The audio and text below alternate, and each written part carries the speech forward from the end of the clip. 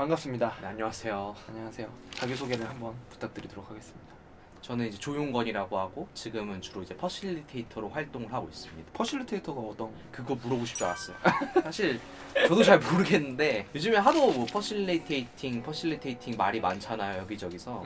제가 생각하는 퍼실리테이터는 사람들 생각을 좀 더 잘할 수 있게 옆에서 좋은 질문을 던져주는 사람이라고 저 생각을 하고 있고, 만약에 그 사람들이 여러 명이라면 그 다양한 생각들이 잘 어우러지게 도와주는 사람, 그래서 결론이 날 수 있게 라고 생각을 하고 있고요. 그렇게 봐도 어렵잖아요. 그래서 생각을 도와준다는 게. 그래서 흔히 이제 퍼실리테이터를 설명할 때 선생님이랑 비교를 많이 하더라고요. 그래서 선생님 같은 경우에는 뭔가 전달하고 싶은 메시지가 있는 거잖아요. 도달해야 하는 학생 목표가 있고, 퍼실리테이터 같은 경우에는 내가 뭘 전달한다기보다 그 사람들 간에 있는 다양한 생각들을 이끌어내고 여기서 자유롭게 오고 갈 수 있게 교통정리를 좀 해주는 역할이라고 저는 생각을 하고 있습니다. 작게는 회사에서 회의를 한다 라고 했을 때도 퍼실리테이터가 들어가서 그 회의를 중재해 줄 수 있고요. 뭐 예비 창업가분들이 이제 창업을 하고 싶은데 뭐 본인이 해결하고 싶은 고객 문제만 있고 이걸 어떻게 구체할지 모르는 경우라던가, 아니면 로컬에서 내가 비즈니스를 하고 싶거나 아니면 커뮤니티를 만들어내고 싶은데 역시 아이디어만 있고 어떻게 구체해야 될지 모르는 분들한테 좋은 질문들을 계속 던지면서 이걸 뭐 어떻게 구체화시켜 나갈지 도와드린다거나 하는 역할들도 하고 있고. 용건님이 하셨던 프로그램들 네네네. 그 직접 뭐 검색해 볼 수 있도록 뭐 프로그램 명이라든지 아, 그런 네. 거 알려줄 수 있어요? 링크 띄워주시나요? 그럼 네, 알겠습니다. 보여드리겠습니다. 링크도 띄워드리고, 그리고 그 밑에 네. 디스크립션 네. 하단 세부 설명에다가 네네네. 그러면 알려주시면은 네. 제가 그 올릴 때 놓도록 하겠습니다. 지금 어떤 형태로 그럼 일을 하시는 거죠? 지금은 프리랜서 형태로 일하고 있어요. 일하다가 이제 퇴사한 창업 교육 회사가 있는데 거기서 이제 연결된 그 클라이언트 분들 또는 알게 된 분들의 이제 연락을 통해 가지고 아름아름 일을 진행하고 있는 중입니다. 그러면은 좀 퍼실리테이터를 어떻게 해서 시작하게 됐는지 그거에 네. 대해서 좀 더 자세하게 얘기해 주시죠. 이제 대학생 친구들 같은 경우에 저도 퍼실리테이터라는 걸 관심이 생겼다 듣고 나니까 이 커리어는 어떻게 가져가면 되냐라고 물어보시는 분들이 있어요. 저는 되게 어렵더라고요. 그러니까 그냥 살다 보니까 어느 날 제가 퍼실리테이터 불리고 있었거든요. 근데 그 이유가 뭐냐면 제 첫 직장이 창업 후에 이제 들어갔던 회사가 창업 교육 회사였었어요. 근데 거기서 저한테 준 롤이 교육 프로그램을 기획하고 운영해라 라는 거였어가지고 잘하고 싶잖아요, 시키니까. 그래서 그것들을 이제 코칭이나 퍼실리테이팅이나 뭐 멘토링이나 컨설팅이나 이런 것들 막 공부하면서 벤치마킹도 하고 하다 보니까 어느 순간 그 스타일이 퍼실리테이팅이라는 걸 알게 됐고, 그 이후에는 이제 좋은 기회가 생겨서 영국으로 퍼실리테이터 교육 훈련도 받고 오게 되었고 하다 보니까 된 거죠. 그러면은 용건님 그 혹시 이 퍼실리테이터 말고 다른 일을 뭐 준비하거나 이런 것들도 있어요? 그러니까 저의 퍼실리테이팅 활동을 하면서 좀 느꼈던 것 중에 하나가 이게 다른 분들 생각을 도와드리는 일이잖아요. 그게 되게 보람찬 일이긴 한데 한편으로 그런 고민이 계속 들더라고요. 그러니까 나한테는 뭐가 쌓이고 있을까? 그러니까 내 거라고 소개할 수 있는 게 뭐가 있을까?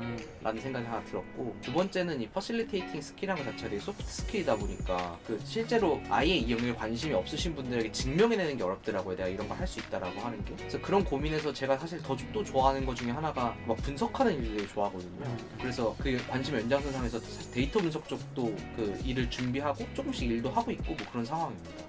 그럼 그거는 좀 어떤 식으로 준비하고 계세요? 저 같은 경우에는 그 무크 형태로 진행되는 그 강의를 듣고 있는데, 온라인? 네, 온라인 강의인데 강의. 그걸로 들으면서 저 개인적으로 이제 배운 것들 적용해서 궁금한 것들 분석해 보기도 하고 뭐 그러면서 살고 있습니다.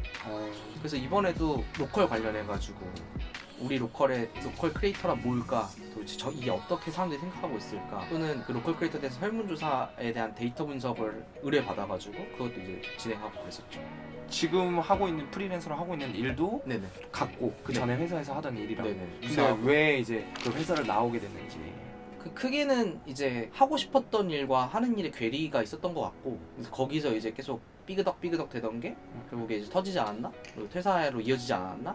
라는 생각을 하는 것 같아, 한 축은.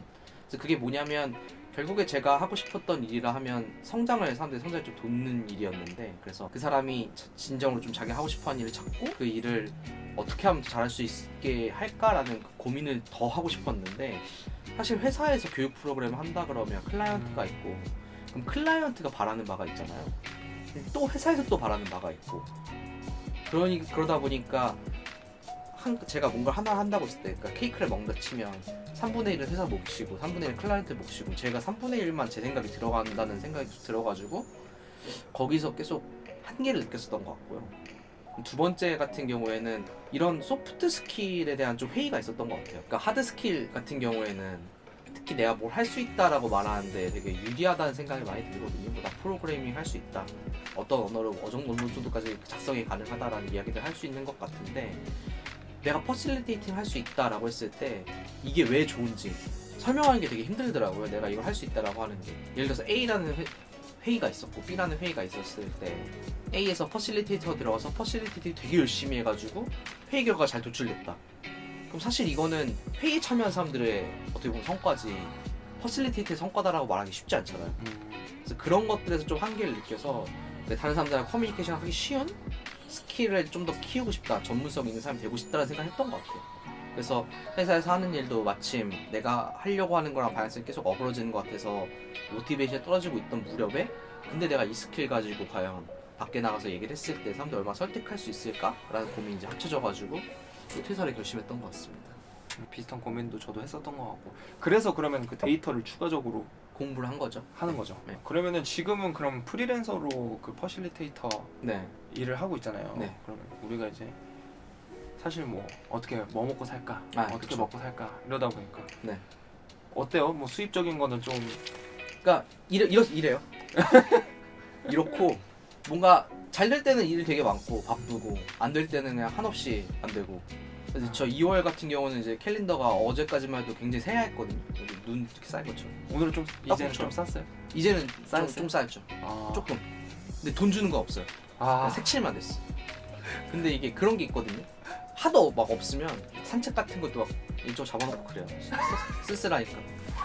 너무 아니, 하야면 나도 좀 써야겠다. 산책 같은 산책, 거. 책 반납 이런 거. 조금 낫거든요. 좀. 뭔가 있어 보이고. 일정 좀 있네. 이게 특히나 좀 시작하는 프리랜서 같은 경우는 아까 말했던 네. 것처럼 지금 일이 좀 쌓였는데 그게 돈이 되는 건 아니라고 했잖아요. 네. 근데 또 해야 되는 거긴 하잖아요. 그렇죠.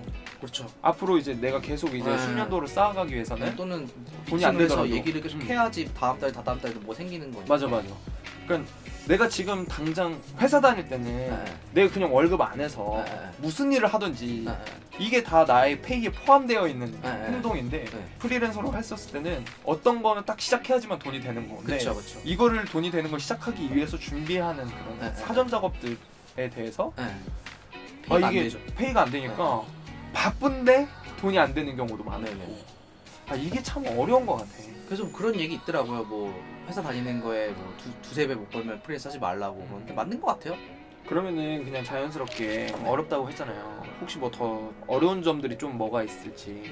그래서 만약에 내가 아프다 그러면 이제 아, 끝장인 거고. 저도 올해 초에 독감 걸렸었거든요. 그러니까 이제 못 가는 게 너무 많은 거예요. 일이 많아졌을 때도 되게 힘든 것 같아요. 그러니까 뭐 회사 같은 경우에는 일이 많아지면은 급히 뭐 프리랜서 고용할 수도 있는 거고, 또는 이제 옆 부서로 일을 좀 도와달라고 요청할 그치. 수도 있는 거고 이런 건데. 좀 나눌 수도 있고 같이 네네네. 일하는 동료들이 네. 있을 테니까. 근데 저 같은 경우에는 제가 주로 퍼실리테이팅 하는 영역에서는 그런 작년까지만 하더라도 그런 동료들이 이렇게 엄청 많지는 않았거든요. 저 대신 뭐 이거 좀 가주세요 이렇게 할 수 있는 사람이 많지 않았어가지고 그런 게 좀 힘들었던 것 같아요. 그리고 이런 거 있잖아요. 저도 이제 하다 보면은 일이 들어올 때는 막 들어와가지고 뭐 아까 얘기했었지만 진짜 너무 아쉬운 부분이 이거를 그 뒷단에 할 수 있는 것도 세이브 시켜놨다가 뒷단에 할 수 있는 것도 아니고. 맞아.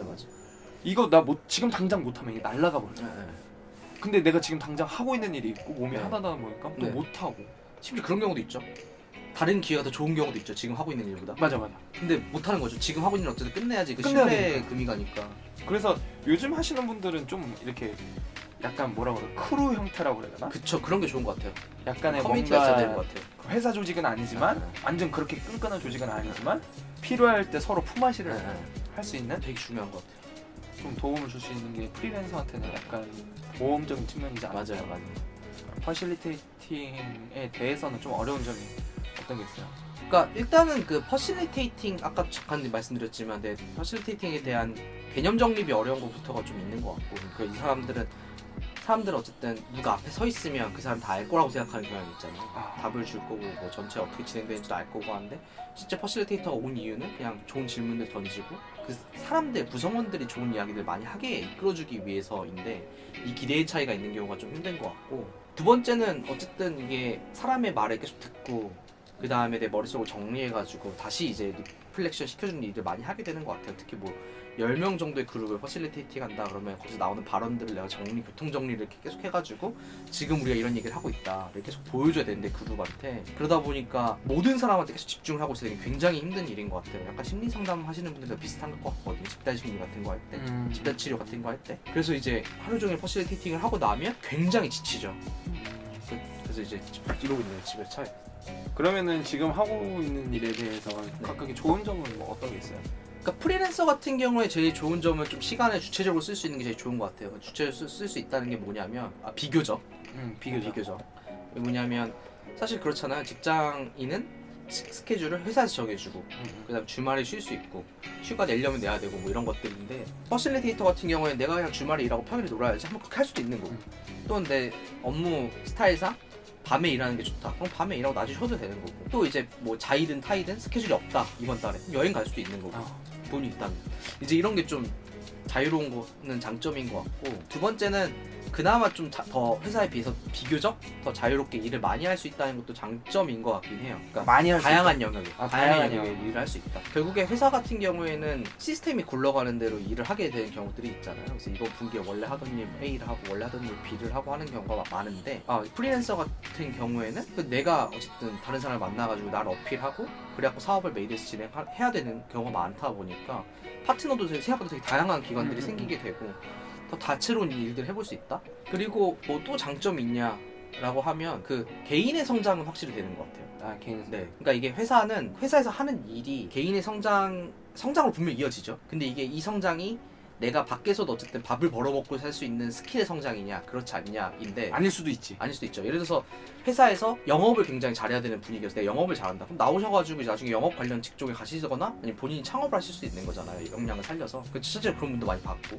근데 만약에 회사에서 중요한 핵심 역량이 사내 정치다. 그러면은 이거를 되게 잘하셨다. 그럼 나오면은 이게 되게 힘든 거거든요. 확실히 여기서의 그거는 날카로워지는 게 있죠. 다 할 줄 알아야 되니까.